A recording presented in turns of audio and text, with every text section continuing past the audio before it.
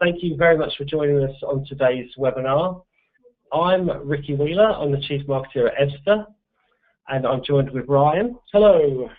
Ryan works at Twotier, and today we're going to be telling you or showing you exactly how you can build your own sales dashboard in Salesforce. Before launching into showing you a Salesforce dashboard, we thought it would be good, or I thought it would be helpful to show you exactly how and why Ebsta measure sales KPIs, what we look at, and what's important to us. So really here we're asking ourselves the question, what is different? What did Mary do to achieve 5 or 6 or 7 times the revenue of her colleagues? Now, there could be a myriad of reasons why Mary is bidding more. Is it the fact that she's just highly experienced, she's been working at the company for much, much longer?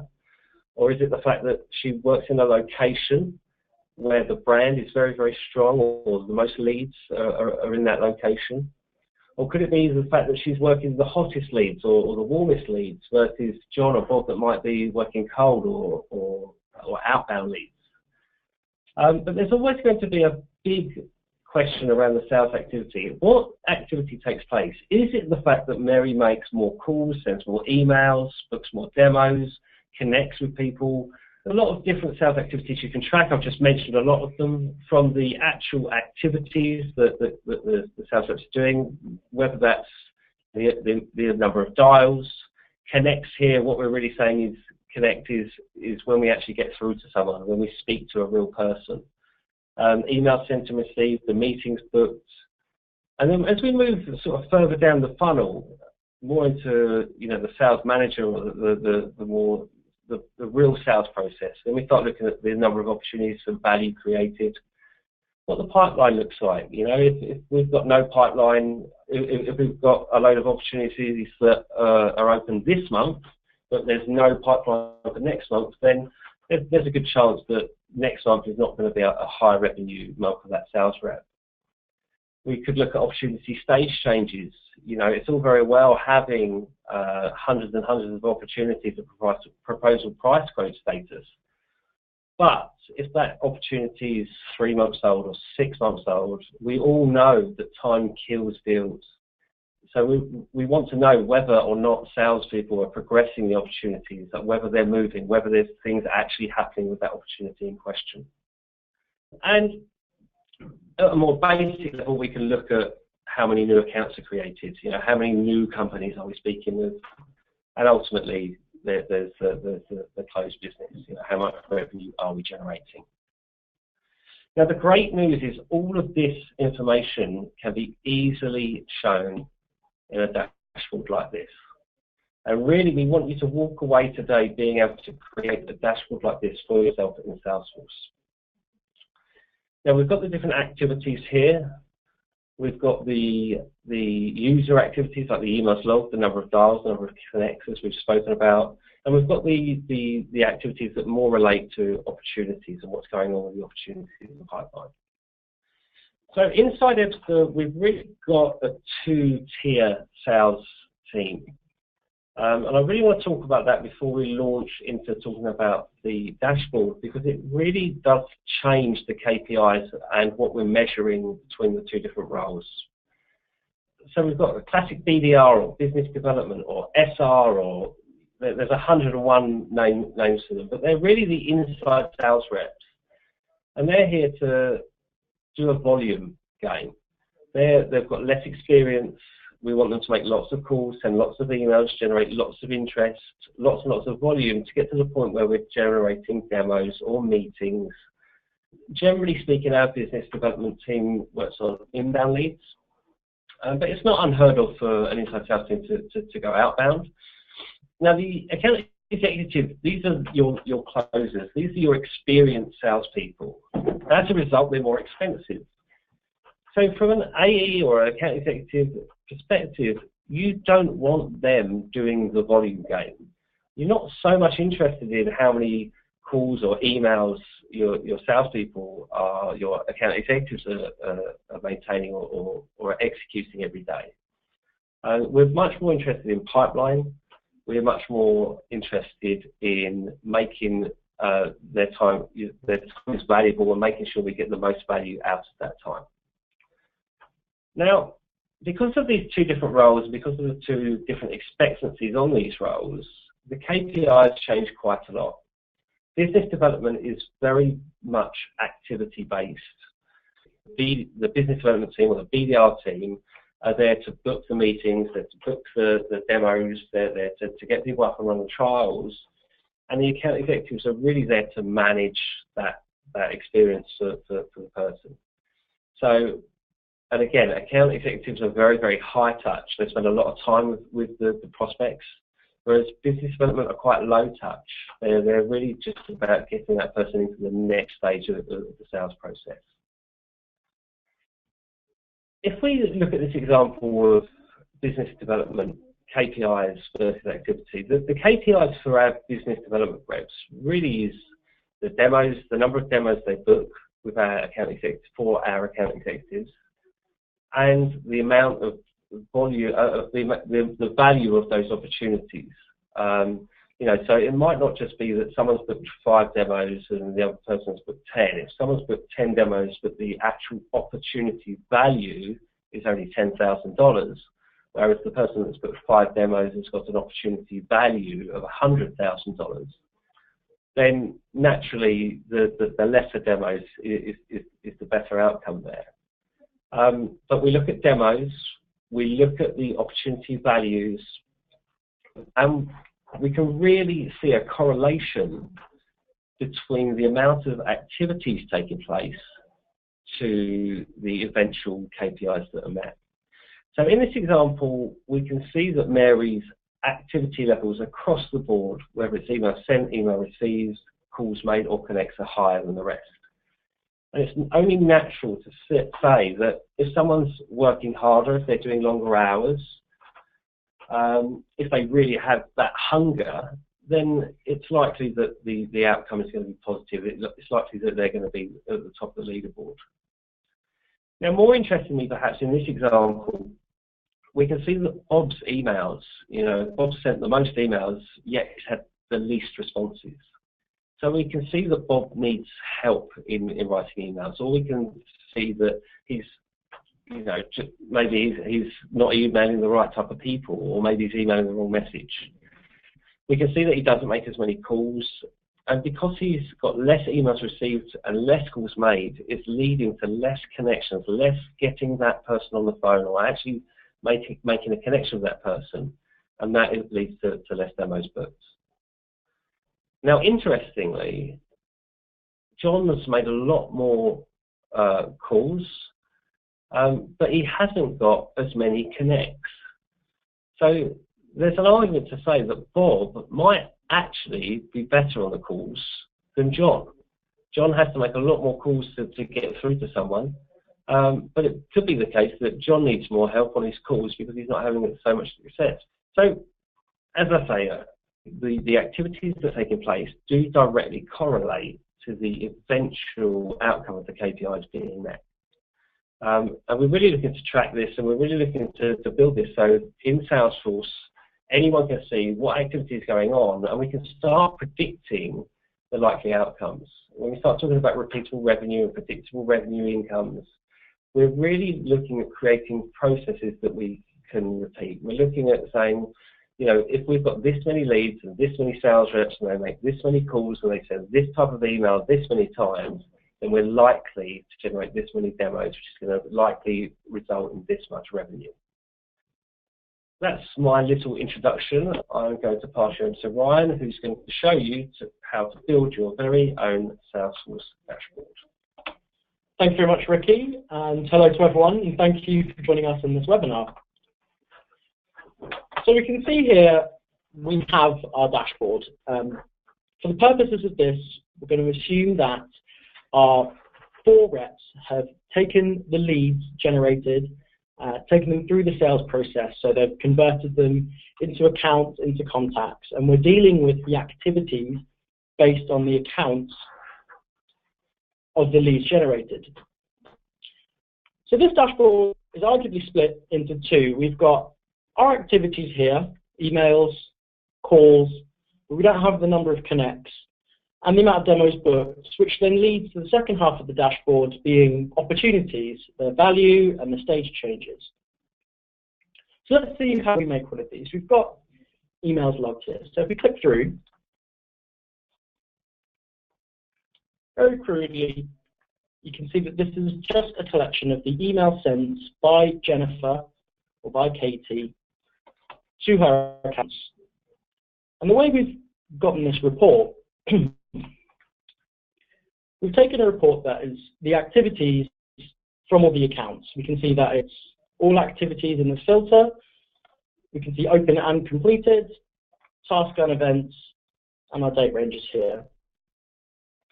And what we've done is we've actually filtered the type of activity just down to email, and we have the other activities they can complete here: demos, calls, meetings. I've also just taken the assignee, which is the name of our rep, and by hitting the arrow and grouping, I've been able to group all the data together so that we can see exactly how many calls Jennifer's made, exactly how many calls Katie's have made. So if we return to the dashboard, we can see these numbers are all rolled up. For those of you that have built dashboards and for those of you that haven't, I've just made this really simply to show you the figures. You can add different charts, you can even add visual force components to it. It's a wonderful way to show a perfect snapshot of data. So looking at how we can adapt one of these reports to further the sales process, if we take the number of dials, we can see we've got our report here, and we can customize it. It runs the same filters as before, this one being a call, but we want to now make this information more granular. So if we take the outcome of the call, we want to find out what the outcome was. So we search for a field on the left here, and we can drag it into our report filters. And by clicking the lookup, we can choose. So we want to see how many of these calls were actually connected. So we don't want to see any that weren't answered, and we don't want to see any that were postponed. And we do that, instead of by equaling that, we go not equals to, and we run this report. We can see that the numbers have actually dropped down. So let's save this so we can remember it.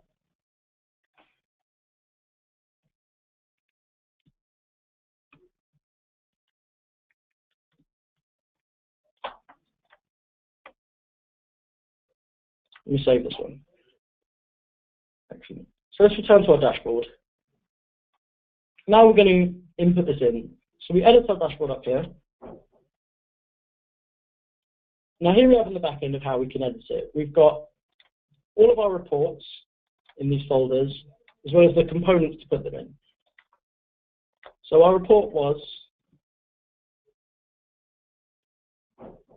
course connected new. So like building a report in the dashboard, you just drag it to where you need it, and you decide which component. You can use many, but for the purposes of showing the sales process, I'll just use a table. Give it a name.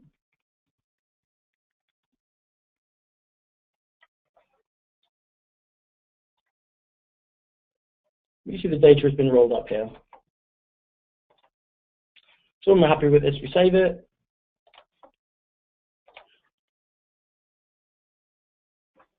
And we now acquire this data for us.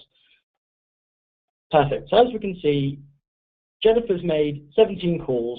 She's can only connect to 13 of them. Katie's made 37, connected 28. So with a dashboard like this, you can really see the flow of the sales process and how your reps are doing, how many emails they've logged, to the number of dials they've made, connected calls, the demos that have been booked, and then ultimately the opportunities that have arisen from them. I've often found that these dashboards and the reports and the records are down to user engagement. They're reliant on the user creating the actual records and saving the emails and the calls and booking the demos. And sometimes that information can get lost, and that can actually have an effect on your dashboard, such as this. So our good friends here at Ebsta and a few other telephony companies actually automate this system so that when you're logging the calls and when you're sending the emails, it's automatically rolled up, as we can see here, created by this dashboard component here, and then placed into a report. So we can see that these have automatically been generated by the email sent and received by Ebsta. And looking at the second set of this dashboard, away from the activities, we can see the activities have become opportunities themselves and also carry a value with them. So Katie, who's created the most opportunities from the most amount of emails and dials sent, has actually generated a very nice, very cool million for this company. Sales reps would often not necessarily have to look through the opportunity stages because that's actually held more by the account managers. But sections such as the opportunity stage change is really nice to show the flow of information and to show that the opportunities are actually going through the sales process and they're not stagnating and they are moving along. And one of the last things I'm going to show you with this dashboard is if you can actually schedule it. So instead of having to log into Salesforce and find this dashboard, you can schedule it so it gets emailed to yourself or to someone else. So we do this by clicking the little drop-down arrow next to refresh, and we can schedule it. So when we click through to this, we can figure out who we want to send it to, whether it's to us or to other people. And we simply select the users inside of Salesforce. We can add them along. We can then choose how often we'd like to receive this information, whether it's daily, whether it's weekly for a meeting, or monthly for a sales meeting. Pick your frequency. You have to always make sure you choose a start time as well. Once you hit save, that will now be completely set up and scheduled for you. So on the date you've selected, you've now will receive that. A dashboard like this has some excellent other properties. So you can actually change how you view the data by adding a filter. You can do this by date or by people. Rather than having to create it inside the report, you can leave the reports as is and add the filter to the dashboard itself. So if we'd like to see everything that was created in February or before February, we can search for the created dates of the activity.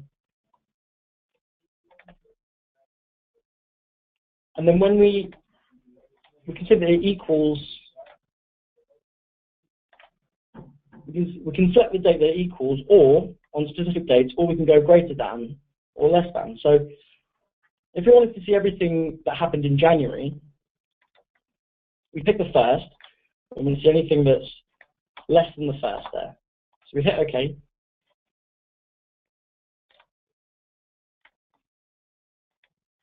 Save our dashboard, pretend to it, and we have our filter at the top here.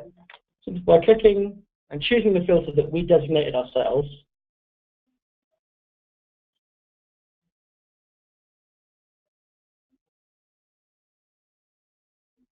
once it's run, when adding filters, it does take a little bit of time because you're having to change and add a filter to however many reports. So we can see all of the data for this webinar was actually created in February, and there's only some of them that are actually in the stage change. So we could just remove that filter, and we get all of our data back here. That's a very short, simple way of building a business development dashboard, but it's hopefully something that once you've reviewed, you'll be able to build yourself. You'll be able to see the flow through of reps from sending the first emails to creating high-level opportunities and ultimately through the stage changes. Thank you very much. Thank you, Ryan. That was really helpful. I'm hoping that everyone understood all of that.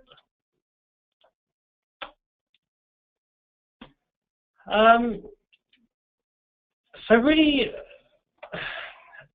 a final word, and a lot of this will sound quite obvious.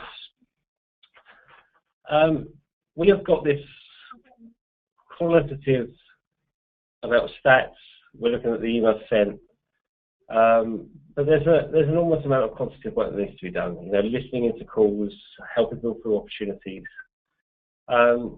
We need to review the stats regularly. You know, just because we're having a certain amount of calls equal a certain amount of successes in 1 month, it doesn't necessarily mean that that is going to hold true for the rest of the time.